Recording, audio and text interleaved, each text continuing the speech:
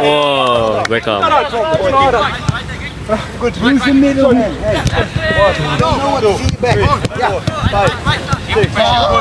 Good pressure, kan?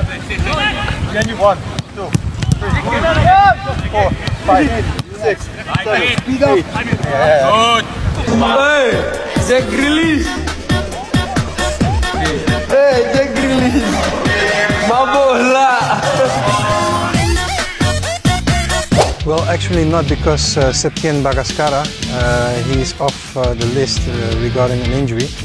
So I called up player from the champion, Persim Bandung, and his name is Beckham Putra. So I'm happy to welcome him in the national team of Indonesia. Jelang menghadapi tim nasional Cina dalam lanjutan kualifikasi Piala Dunia 2026, para pemain tim nasional Indonesia akhirnya berkumpul di Bali. Situasi di kubu timnas Cina jelang duel krusial melawan Indonesia di kualifikasi Piala Dunia 2026 semakin memanas. Pelatih mereka, Branko Ivankovic, dikabarkan sedang berada di ujung tanduk.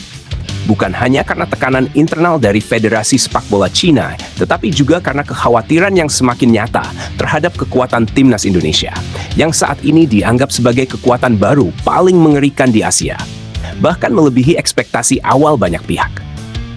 Sebelum kita bahas, terlebih dulu, silahkan Anda tekan tombol like dan subscribe channel Yeterial ini, agar Anda tidak ketinggalan update berita terbaru seputar Timnas Indonesia, dengan berbagai ulasan berita yang tajam dan akurat dari sumber yang kredibel di video berikutnya.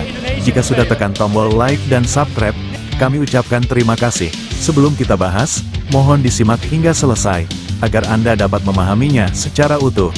Berikut berita akurat selengkapnya yang sudah kami rangkum. Jelang menghadapi tim nasional Cina dalam lanjutan kualifikasi Piala Dunia 2026, para pemain tim nasional Indonesia akhirnya berkumpul di Bali. Suasana tampak begitu hangat dan penuh semangat. Latihan perdana digelar dengan antusiasme tinggi dari seluruh pemain yang datang dari berbagai penjuru, baik mereka yang berkompetisi di Eropa maupun yang tampil gemilang di Liga 1.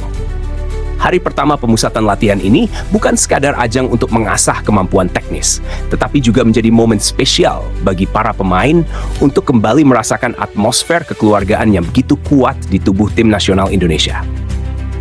Wajah-wajah ceria tampak menghiasi sesi latihan.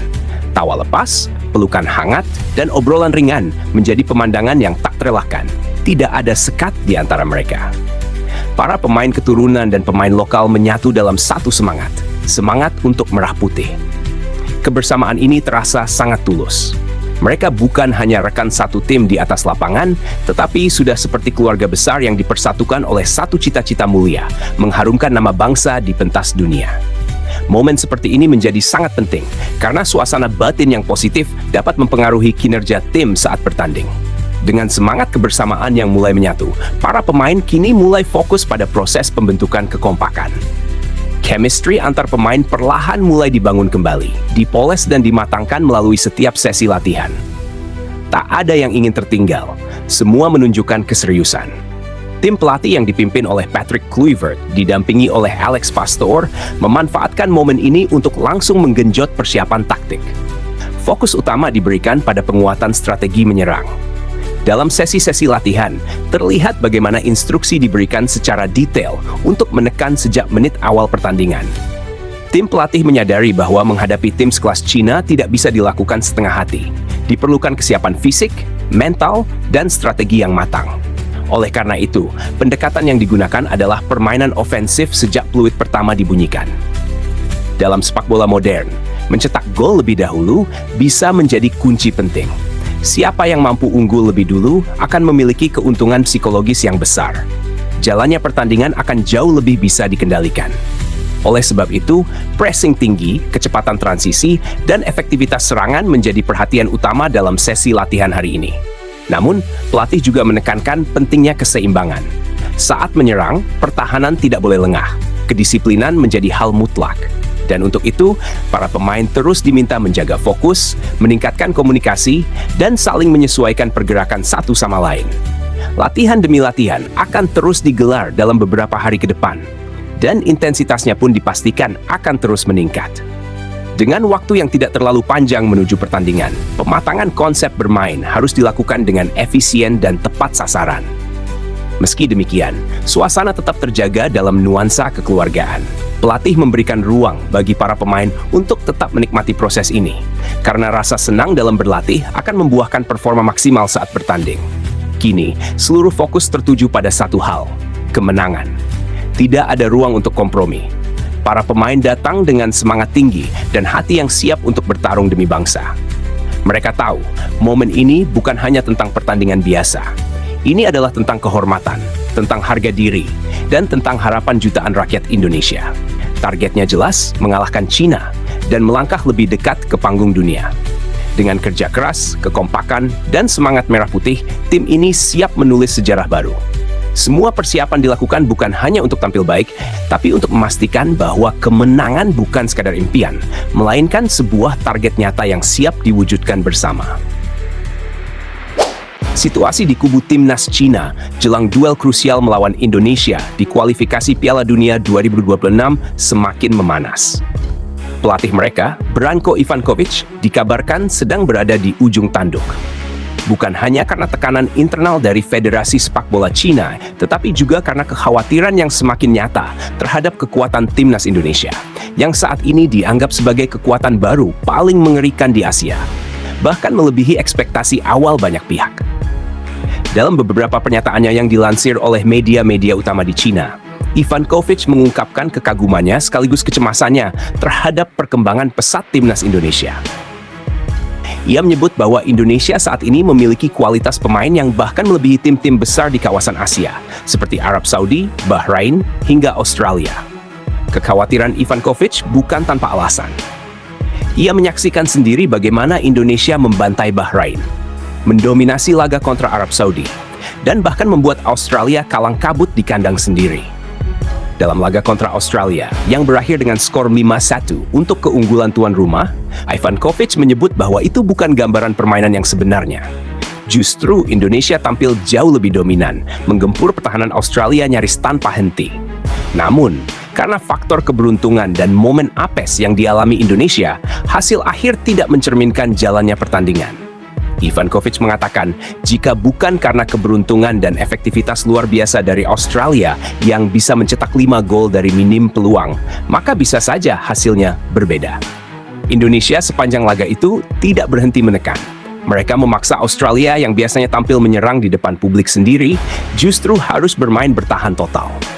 Pernyataan itu kemudian menjadi sorotan di media Cina. Ivankovic juga tak sungkan menyebut bahwa di bawah asuhan Patrick Kluivert, Indonesia kini berubah menjadi tim yang benar-benar menakutkan.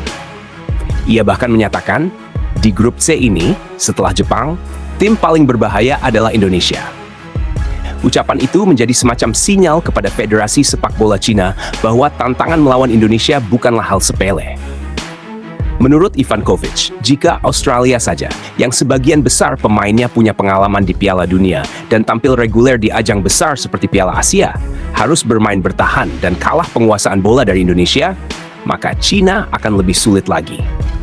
Ia menegaskan bahwa secara kualitas individu maupun kolektivitas, Cina saat ini masih berada di bawah Indonesia. Media Cina kemudian menyoroti pernyataan ini sebagai langkah antisipasi dan pembelaan diri Ivankovic.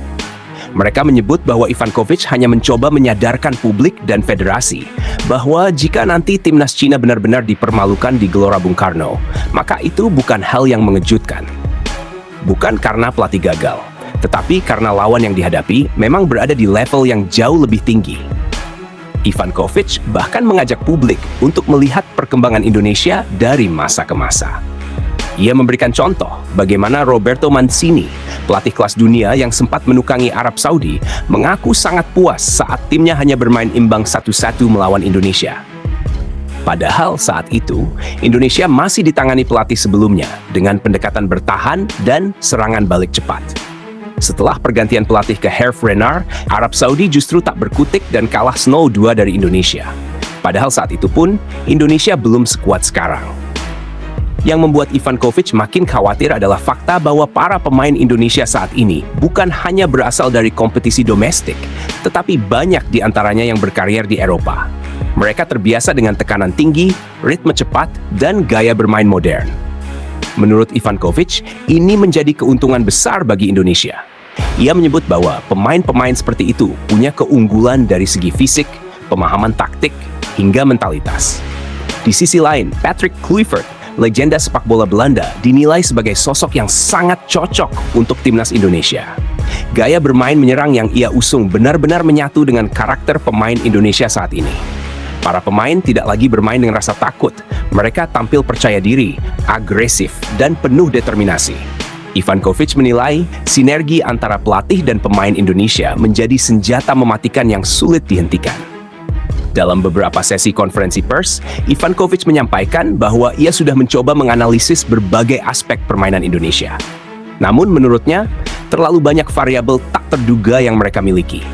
Indonesia bisa menyerang dari sisi mana saja. Mereka punya kecepatan di sayap, kreativitas di lini tengah, dan ketenangan di belakang. Kalau kita melakukan satu kesalahan kecil, itu bisa langsung dimanfaatkan dan jadi gol. Pernyataan Ivankovic itu menjadi bahan diskusi besar di kalangan media dan pengamat sepak bola di Cina. Beberapa bahkan menyebut bahwa pernyataan tersebut menunjukkan rasa pesimisme yang terlalu dini. Namun, tidak sedikit pula yang menilai Ivankovic hanya sedang berusaha realistis. Sementara itu, tekanan dari Federasi Sepak Bola Cina tidak berkurang. Mereka tetap menuntut hasil, apapun kondisinya. Ini yang kemudian membuat posisi Ivankovic mulai digoyang. Jika hasil melawan Indonesia nanti sangat buruk, bukan tidak mungkin ia akan menjadi korban dari ekspektasi yang tidak realistis. Namun, Ivankovic tetap berusaha menjaga sikap profesional. Ia menyebut bahwa walaupun peluang Cina sangat kecil, mereka tetap akan berjuang. Ia meminta para pemainnya bermain tanpa beban, karena lawan yang akan dihadapi bukan tim biasa. Ia juga meminta publik sepak bola Cina lebih realistis, dan jika memang harus kalah, setidaknya kalah dengan cara terhormat. Pertandingan melawan Indonesia nanti akan menjadi ajang pembuktian banyak hal. Bagi Ivankovic, itu mungkin menjadi laga terakhirnya jika hasil tak sesuai harapan. Bagi Cina, ini menjadi ujian sejauh mana mereka bisa bersaing dengan tim yang sedang naik daun. Dan bagi Indonesia, ini menjadi kesempatan emas untuk menunjukkan kepada dunia bahwa mereka bukan lagi tim kuda hitam, melainkan calon raksasa Asia yang sesungguhnya. Yang jelas, suasana panas sudah terasa jauh sebelum pertandingan digelar. Dan kini, semua mata akan tertuju ke Gelora Bung Karno. Akankah Indonesia kembali menunjukkan dominasi? Ataukah justru Cina mampu membuat kejutan di tengah tekanan yang luar biasa? Jawabannya akan segera kita saksikan dalam laga yang dipastikan akan menjadi sorotan utama di seluruh Asia. Sebelum meninggalkan tayangan ini, silakan Anda subscribe channel YT Real ini, agar Anda terus mendapatkan berita perkembangan serta informasi jadwal pertandingan Timnas Indonesia selanjutnya. Sampai jumpa di tayangan berikutnya. Bye YT Real.